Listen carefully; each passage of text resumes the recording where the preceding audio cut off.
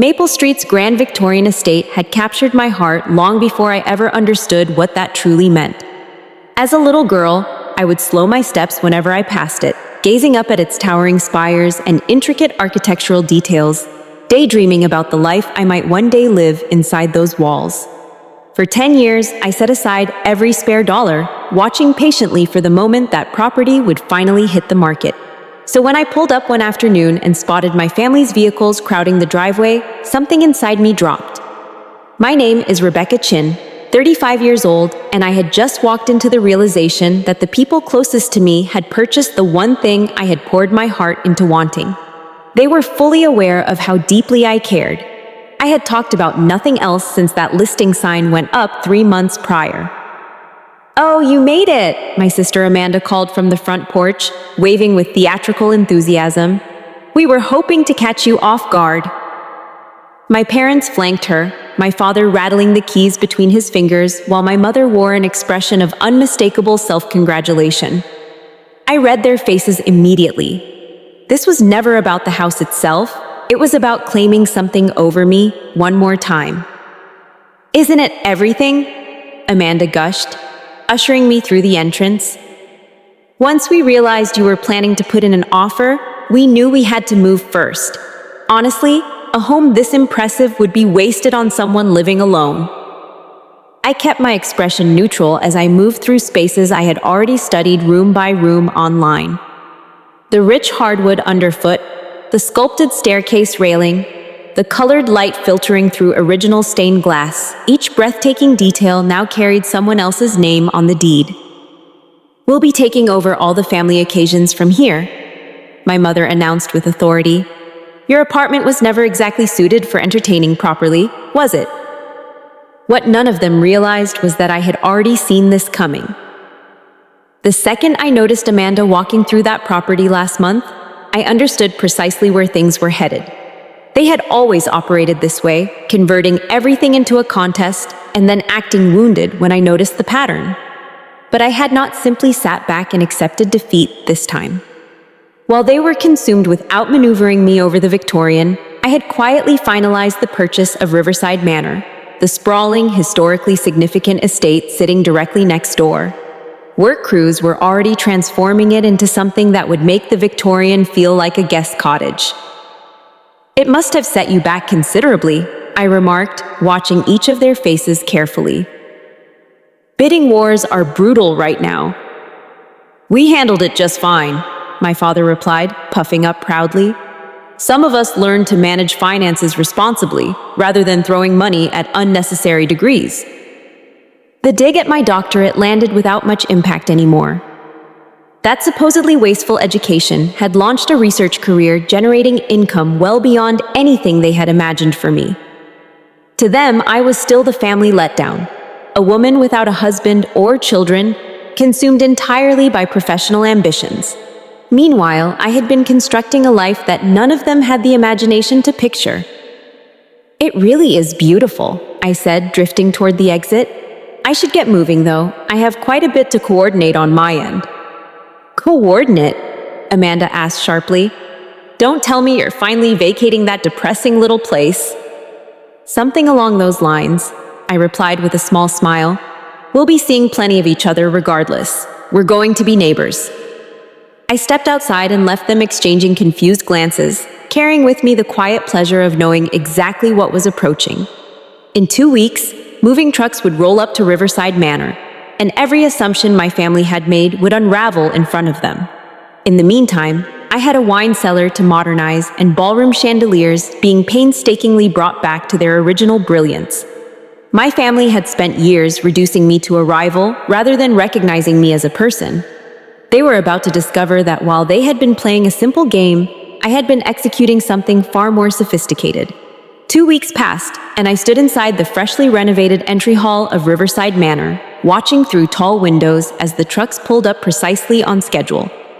Amanda emerged onto her porch, clutching a coffee mug, her expression shifting rapidly from casual curiosity to something harder to name.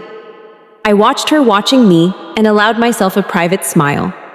Piece by piece, the movers carried in custom furniture, genuine antiques sourced over years. and original artwork that would make my mother's carefully framed prints look like catalog selections. Every single object had been chosen deliberately, each one a chapter in a story my family had never bothered trying to read. "Miss Chen," a mover called, consulting his paperwork. "The grand piano, should that go into the music room or the ballroom?" I caught the exact moment Amanda's hand went still, her coffee frozen halfway to her lips. "Start with the music room," I answered. "The ballroom's chandeliers are still being finished."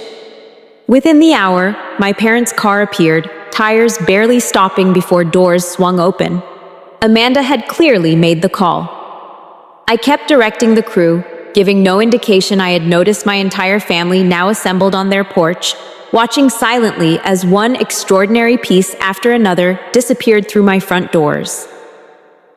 "Rebecca," my mother finally called across the yard, "would someone like to explain what exactly is happening over there?" I turned as though only just noticing them. "Moving day. Would you all like to come inside?" They accepted, and with every room we passed through, the color drained progressively from their faces. The sweeping central staircase, the hand-applied ceiling artwork, the original millwork throughout. Every space dwarfed anything the Victorian could offer. "This isn't possible," Amanda said, her voice barely functioning. "There is no way you could have—" "And yet here we are," I said pleasantly. "While you all assumed I was barely keeping my head above water in that apartment, I was building an investment portfolio." "Did you genuinely believe I chose modesty because I had no other option?" My father's complexion darkened considerably. "You allowed us to think?" "I allowed you to think whatever you preferred," I answered. "Just as you allowed me to believe my feelings and my dreams mattered to this family, right up until you outbid me on a house you didn't even want. Seems fair enough." I guided them onward, through a 2-level library lined entirely with books, through a glass conservatory housing rare botanical specimens, and into a kitchen so thoroughly equipped it made their recently updated setup look outdated by comparison. "Through here," I said, pushing open a set of wide double doors, "is where our family's Christmas celebration will be held this year. I do hope that works for everyone." My mother's hand flew to her necklace. "Christmas has always been at our home." "Traditions shift," I said warmly. "And honestly, this space comfortably fits everyone. No more crowding into tight corners." Before anyone could respond, my phone buzzed in my pocket. "Pardon me, that's likely my designer with updates on the rooftop garden layout." "Rooftop garden," Amanda repeated in a voice that had gone slightly hollow. "Wonderful views from up there," I mentioned. "Your yard is actually quite visible. Charming little space you have." They left shortly after, gathered tightly together, murmuring urgently as they retreated to the Victorian. Through my windows I watched them go, returning to a house bought purely out of spite, which now sat visibly diminished beside Riverside Manor in every measurable way. That evening, settled into my library with a glass of red wine, messages started arriving. Amanda first. "You planned this the whole time, didn't you?" Then my mother. "We should talk about the holidays." Then my father. "We need to sit down and discuss your financial situation." I set the phone face down and left every message unanswered. For years, they had treated every milestone of mine as a threat to neutralize. Now they would wake up each morning next door to the living consequence of that approach. The following day, I brought in a landscaping crew to begin the garden transformation. Work would start at sunrise and continue steadily for weeks. Occasionally, the universe delivers its corrections loudly, with heavy equipment and early hours. Welcome to the neighborhood, family. 2 months on, Riverside Manor hosted its first outdoor gathering, a refined afternoon event that showcased the property in full. My family lingered in their comparatively modest yard, observing as white-gloved servers arranged beautifully set tables beneath elegant shade structures and a small string ensemble tuned near the fountain. "This seems excessive," my mother offered when they eventually drifted over, unable to resist. "Not particularly," I replied, accepting a glass of champagne. "Just a proper introduction to the community." The guests had been thoughtfully selected, established professionals, academic peers, and several developers who spent a portion of the afternoon discussing how Riverside Manor had noticeably lifted the entire street's desirability.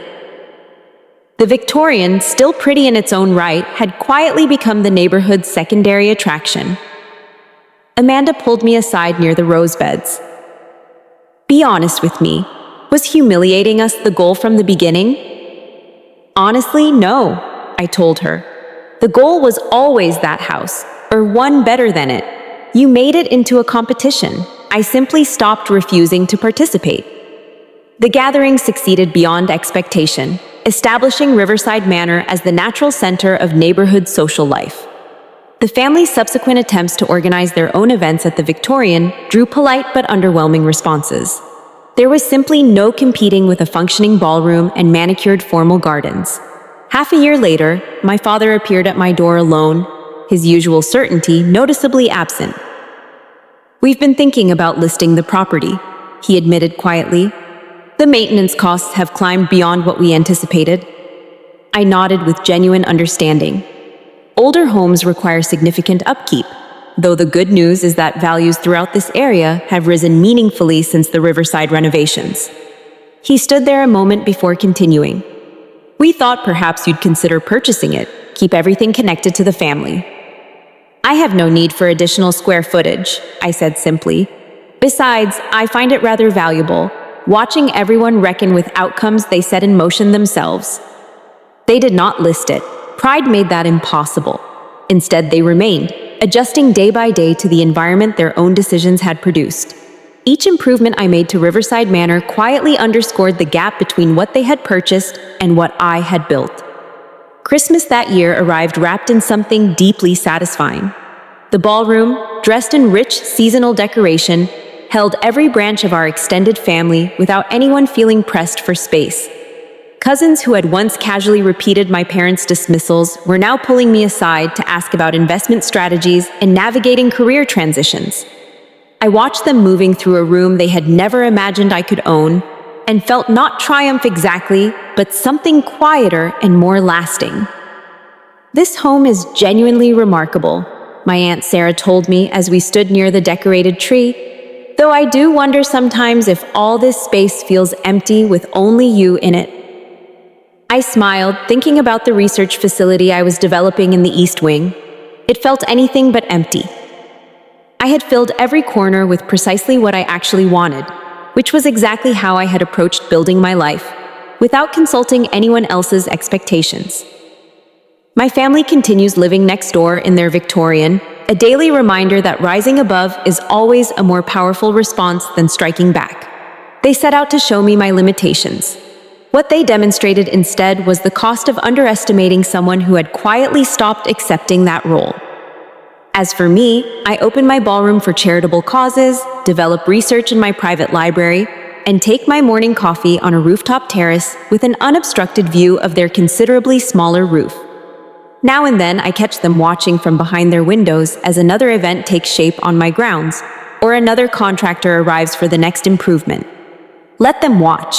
They spent years positioning me as something to overcome. Now they live beside a permanent reminder of exactly how that strategy concluded.